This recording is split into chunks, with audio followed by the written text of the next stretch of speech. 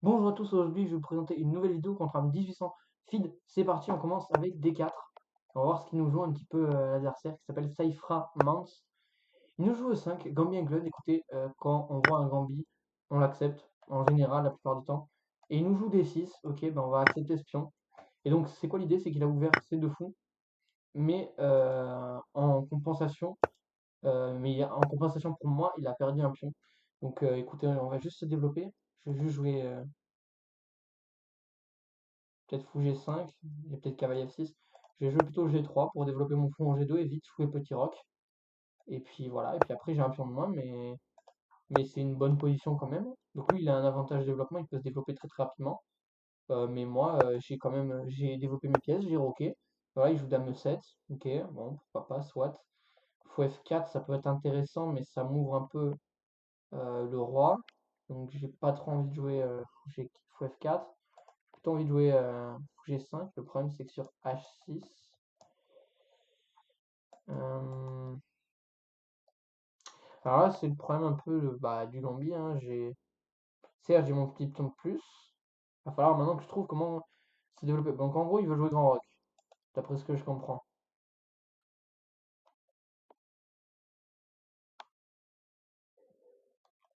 Et après, il y aura un vis-à-vis sans madame. Ok, qui est un peu chiant.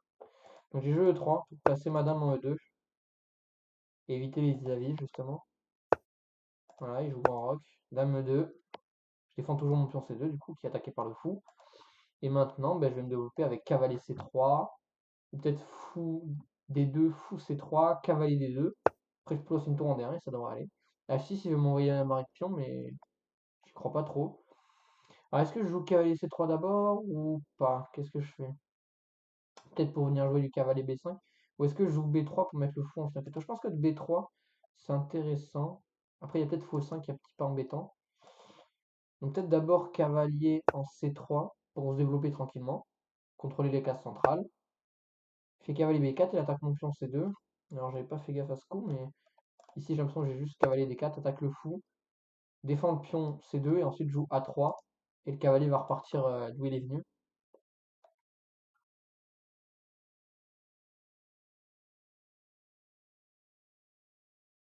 Donc qu'est-ce qu'il peut jouer? Bah, il doit reculer son fou, alors il met en G4.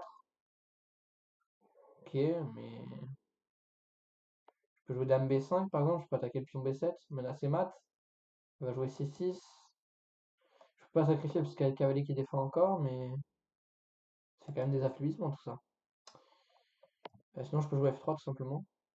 Mais ça bouffe un peu mon fou, donc c'est un peu dommage.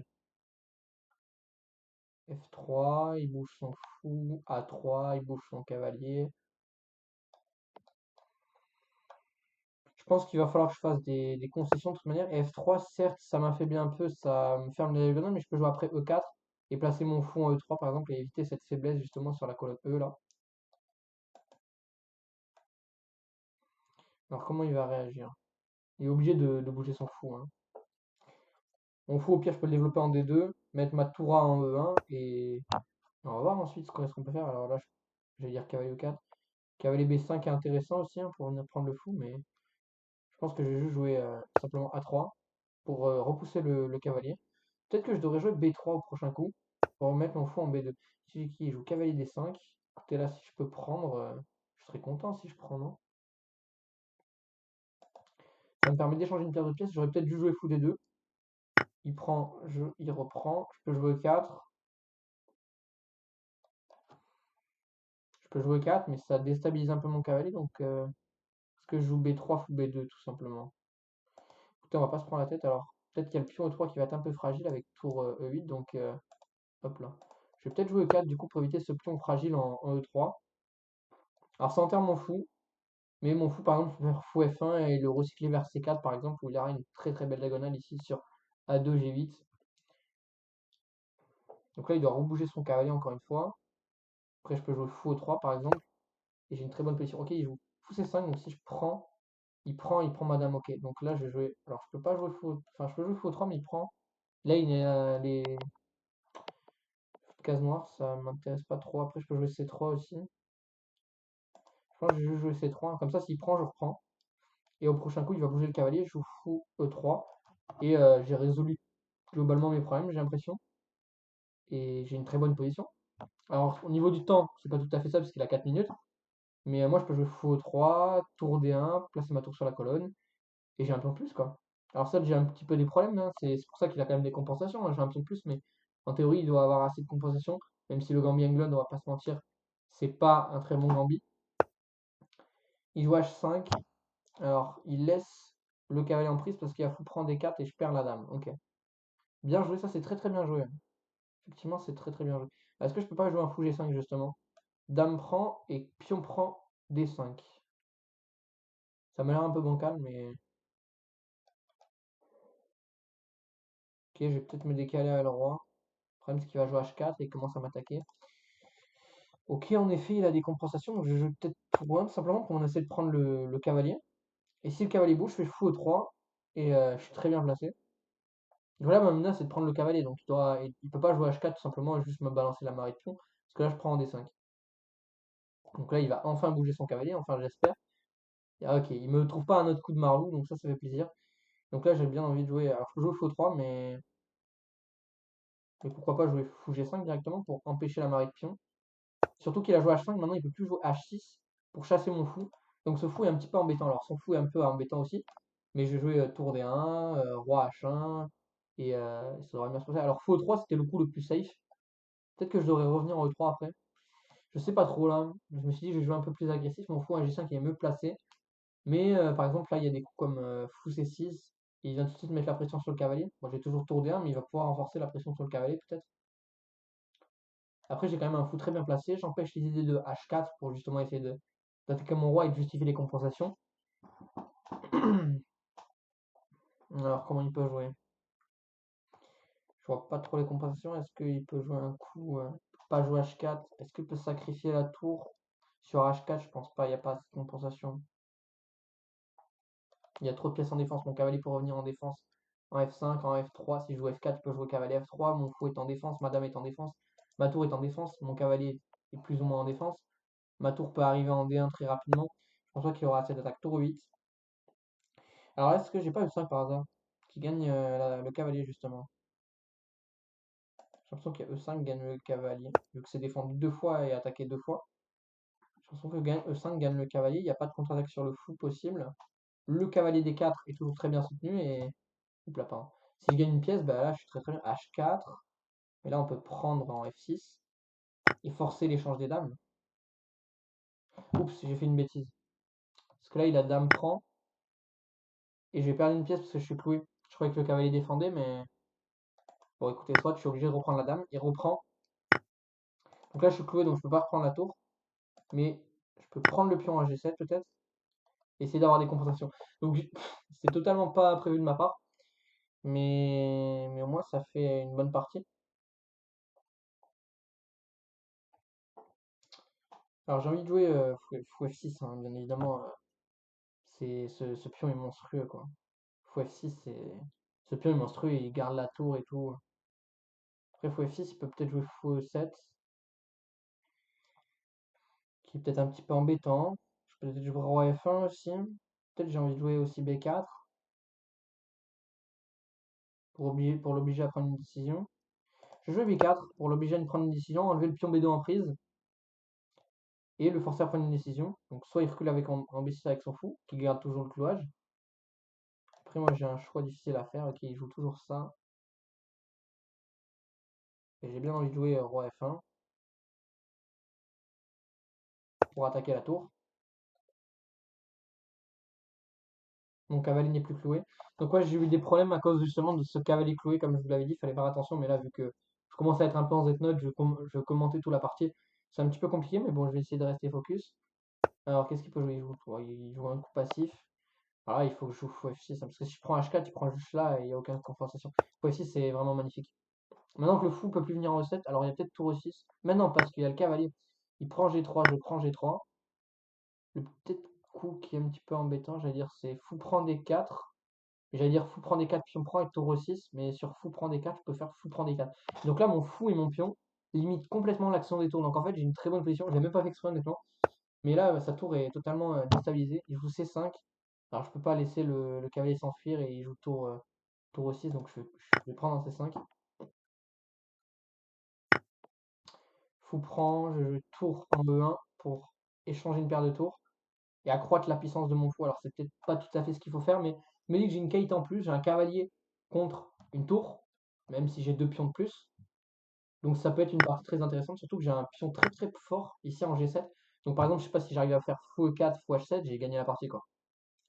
Donc là, mon prochain coup, ça va être F4 sûrement. Ou peut-être, ouais, non, si, j'allais dire fou H3, mais il y a le fou qui contrôle ici. Et si je fais fou prend D4, je fais juste fou prend D4. Ou même peut-être pion prend D4, je sais pas. Pion prend D4, ouais, pour créer un autre pion passé. Et j'ai mon fou de case noire qui est incroyablement bien placé. Et son fou de case blanche, en attendant, il fait pas grand-chose. Donc là, j'avais envie de dire son coup, c'est fou prend, et fou C6 pour me clouer ici. Ok, là, je fais jouer roi D2. Je me sors ici de l'attaque. Et son fou, il fait pas grand-chose. Alors, certes, il peut aller manger le pion A3. Il fait tour G8. Ok, bah, je vais jouer F4 comme prévu. Pour jouer fou E4 et fou H7. Donc là, moi, je pense qu'il faut faire fou prend D4. Ok, il joue B6. Je pense que je peux jouer fou E4 hein, pour jouer fou H7. Et là, c'est catastrophe pour lui. Hein. Je pense qu'il aurait peut-être dû prendre le pion A3 et faire quelque chose. Genre, même peut-être prendre le fou en D4 et jouer fou F5 pour éviter justement l'arrivée de ce fou en H7 qui serait monstrueux. Il aurait peut-être fallu centraliser le roi en E6. Ça aurait peut-être un peu plus actif. Alors, ici, je peux jouer fou H7 tout simplement. Menacer de promouvoir en dame. Et là, je promouve en dame, j'ai une pièce de plus et un pion de plus aussi. Donc là, après, c'est foutu pour lui, parce qu'il perd la tour. Ok, il abandonne. Il a bien raison. Donc c'est parti, on passe à l'analyse de cette partie. Analyse. Ici, D4, E5, Gambit England. Ici, du coup, quand on voit un Gambit, on l'accepte en général. La plupart du temps, à part s'il y a un piège immédiat.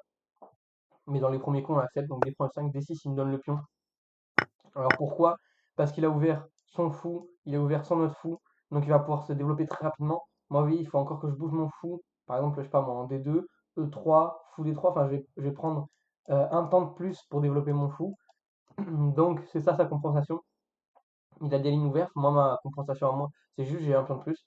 Et donc, vous voyez, d'après la barre d'évaluation, son activité des pièces, ça va pas pouvoir compenser le pion qu'elle a donné. Donc, cavalier France développe G3, fou G2 et petit roc. Et donc, moi, je me suis. Parce que quand il y a un retard de développement, souvent, on a un petit problème avec le roi. Donc, j'ai roqué dame 7, il prépare grand roc. Du coup, je joue E3 pour sur grand roc jouer dame 2 et éviter les problèmes avec la dame, même si c'est pas les meilleures lignes. Il joue H6, qui est pas bon. Il fallait plutôt jouer H5 pour essayer de commencer à attaquer mon futur roi, justement. Il joue H6 qui est un peu passif. Je me développe. Cavalier D4 ultra bizarre. Ici, je vais cavalier D4, attaque le fou. Fou G4 et à la place de F3, ici F3 est une erreur parce que ça bouge mon fou. Ici, Dame C4 était un bien meilleur coup. Parce qu'en fait, là, on menace A3. Et quand le cavalier va bouger en A6, il ne contrôlera plus la case C6. On peut jouer cavalier C6. Je m'explique. Par exemple, là, je sais pas, il joue un coup, justement H5 par exemple. Donc là, je fais A3. Donc si tu viens en C6, bah, je mange et j'ai gagné un pion. Du coup, il vient A6. Mais j'ai cavalier C6 fourchette et surcharge du pion B qui doit défendre à la fois le cavalier, à la fois cette case. Donc prise, dame prend A6, roi bouge, dame prend par exemple. Et donc on a gagné un pion, le roi est encore plus faible. On a 2 pions de plus, terminé la position ici. Mais ici, du coup, je joue F3, il joue fou D7. Je joue A3, le cavalier recule en D5. Mais là, ben, j'ai un pion de plus, donc j'échange les pièces. Et je joue E4 pour pousser son cavalier. Mais il joue un très bon coup, fou C5. Il vient me clouer ici sur le roi. J'ai pas envie de jouer fou E3 parce que sinon il a des compensations. Après cavalier prend E3, dame prend. Il a des compensations ici sur le cavalier. Parce qu'il a le fou de case noir qui est très actif. Donc j'ai pas envie de ça. Je joue C3. Il joue H5 pour essayer de commencer à attaquer le roi. Ici, F5 était meilleur pour venir essayer de casser ma structure et profiter de l'alignement ici. Parce que ma dame n'est pas réellement défendue à cause du clouage ici du cavalier. Et le cavalier ne peut pas vraiment prendre. Donc là, il vient vraiment s'en prendre à ma structure et c'est embêtant. Du coup, il joue H5. Je joue tour 1 pour menacer de prendre le cavalier. Et enfin, il joue cavalier F6. Ici, je joue fou G5. Du coup, je finis mon développement et j'ai une position magnifique. Si je joue H4, bah, je peux faire fou prend au pire. Même s'il sacrifie la tour, il n'a pas trop de jeu. Il y a trop de pièces qui défendent mon roc. Et je menace E5. Il joue tour D E8, mais j'ai simplement E5 qui gagne la pièce. Là, il joue H4. Il fallait d'abord faire fou prend D4, puis on prend dame E6. Et ici, en fait, j'étais cloué. Mais j'arrivais, je me développer rapidement et je vais essayer de l'enfoncer avec F5, avec la majorité qui s'active, la paire de fous. Bref, j'ai une très très bonne position ici, même si avec H4 il a 2 contre-jeux. c'est une très très bonne position pour moi. Il a joué H4, mais du coup, alors je prends, j'ai joué un peu rapidement, pris c'était pas bon, il fallait jouer Dame D2, et là il y avait un clouage ici, il y avait un clouage ici, donc c'était complètement gagnant. Ici j'ai pris, et je me suis dit, bah, c'est bon, la dame elle est défendue par la tour, et le cavalier, c'est ce que j'avais oublié que le cavalier est cloué. Du coup, je perds une qualité, mais après pion prend, en fait, je redeviens à matériel égal. Tour G8, je fais B4, je repousse le fou. Ici, il fallait faire bien sûr un fou prend D4, pion prend et gagner le pion G7. Et là, il avait une position gagnante parce que le pion G7 est très fort. Et même si je regagne le pion H4, en fait, la majorité, là j'avais un pion très très fort. J'échange ce pion contre ce pion qui n'a aucune valeur. C'est-à-dire que ce pion, si j'arrive par exemple à mettre comme dans la partie mon fou en H7, un fou en F6 pour tenir le pion H7, G7 et un fou en H7 pour débloquer le passage du pion, ce pion G7 est beaucoup plus dangereux que la majorité qui est ici qui n'a pas encore avancé. Donc plus un pion a avancé, plus il est dangereux. En tout cas, un pion passé. Fou B6. Du coup, je joue roi F1, attaque la tour. Je vais jouer fou F1 plutôt. Il joue tour E8, mais du coup, ici, ça me permet de jouer fou F6 justement. Je m'en fiche du pion H4. Il échange la paire de pions. Il joue C5. Donc là, si je bouge le cavalier, il va pouvoir jouer tour E6. Sorte que mon fou doit partir et mon pion G7 va tomber. Donc ici, je suis obligé de prendre C5, même si ça abîme un peu ma structure de pion. Et il fait fou prend. Et le problème ici, bon, je joue tour 1. Et en fait, ce pion est beaucoup trop fort. Ici, il fallait jouer fou D8 par exemple pour essayer d'échanger mon fou qui est extrêmement fort en F6. Il échange les fous. Alors même s'il vient gagner le pion A3, je vais jouer F4, je vais jouer fou E4, fou H7 et ça va être un massacre pour lui. Il joue tour E8 échec, mais ça me permet de me débloquer. Tour G8, je sais pas, il fait des coups dans le vide. Du coup, je permets de jouer F4 et tranquillement, je viens jouer fou H7 et complètement gagner la partie, même si j'ai une qualité en moins, même si j'ai deux pions en compensation. Donc globalement, qu'est-ce qu'on peut retenir de cette partie? Alors la gaffe, bon, tout simplement juste la tactique, hein. Quand il y a un cavalier cloué, ils défendent pas réellement la dame, tout simplement. Ça c'était un petit peu stupide de ma part, sinon j'avais une position complètement gagnante. F3, bouger son fou, qui a une très belle attaque sur le roi. Il y a les cavaliers qui sont ici. Il y a le fou, par exemple, si j'arrive à jouer au 4, qui peut venir taper sur le roi. Il y a l'autre fou qui peut taper sur le roi. Bref, j'ai une bonne position. Donc F3 pas nécessaire pour enfermer mon fou. En plus, ça crée une faiblesse sur le 3, c'est pas terrible. Dame C4 bien meilleur pour commencer à ramener justement des pièces sur le roi, pas bouger mon fou. Et là, il commence à y avoir du monde un peu sur le roi noir.